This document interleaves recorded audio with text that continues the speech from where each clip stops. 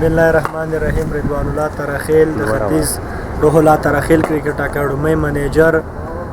دا چې تاسو ته بهتره معلومه د ننګرهار د کرکټ کور په نوم یادېږي. په ننګرهار کې یوازینی ختیځ روح الله ترخیل کرکټ اکاډمي ده چې 12 ویکټې لري، ورسره پلس 14مه ویکټه چې میدان هم لري.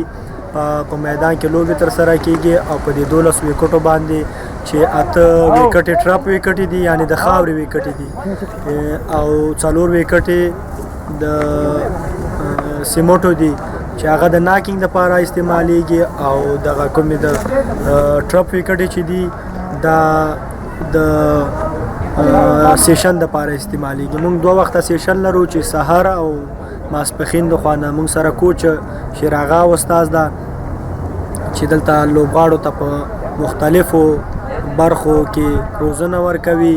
همداسې مونږ د 130 پورې شاګردان لرو چې دلته په روزنه باندې بوخت دي. دوی غواړي چې خپل تمرینات د دغه اکاډمۍ څخه ترسره کړي او مخکې ټیمونو ته لاره پیدا کړي.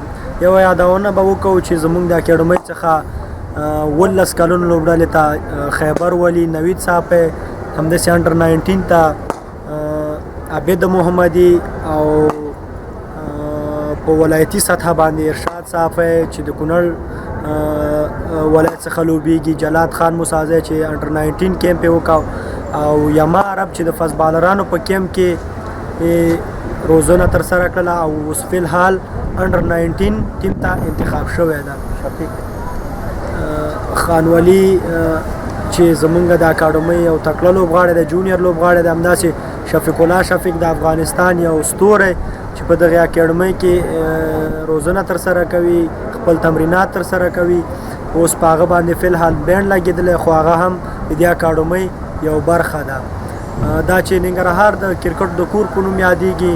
فی الحال ننګرهار کې کرکټ ښه په جوش او جوش سره روان ده، په پرمختګ سره روان ده. د 80% خلک د ننګرهار ځوانان کرکټ کوي او دوی په مختلفو لیګونو ډومېسټک کرکټ د افغانستان سره لوبېږي او خپلې لوبې ترسره کوي. لوبغاړو او مینوال ته ډالۍ وي چې په بال باندې چکې وهي. جانان مې الونډر دی، د 19 کلونو شو کرکټ ته برابر دی. په هر میدان کې چې لوبېږي ورځي په شوق نه ایسارېږي. چارې او فورې څه کوي، شپږیزو کې هنر دی، د 19 کلونو شو کرکټ ته برابر دی. چېرته یې چې کړي دي میچونه ورکوي هر څوک ورته کفونه، شپږیزې خو یې لا څه کوي، غونډریو کې هنر دی، د 19 کلونو شو کرکټ ته برابر دی. سپورټ دې خوښېږي، د پخوانه ورباندې ګران ښکاري، د ځانه لوبه کوي، د لوبې زړه نه هم خبر دی، د 19 کلونو شو کرکټ ته برابر دی. چېرته د سباوون الله ورکړی ښه رخسار دی، د سباوون د زړه قرار دی، ځکه چې فکر یې ورته کړی ښه جوړ دی، د 19 کلونو شو کرکټ ته برابر دی.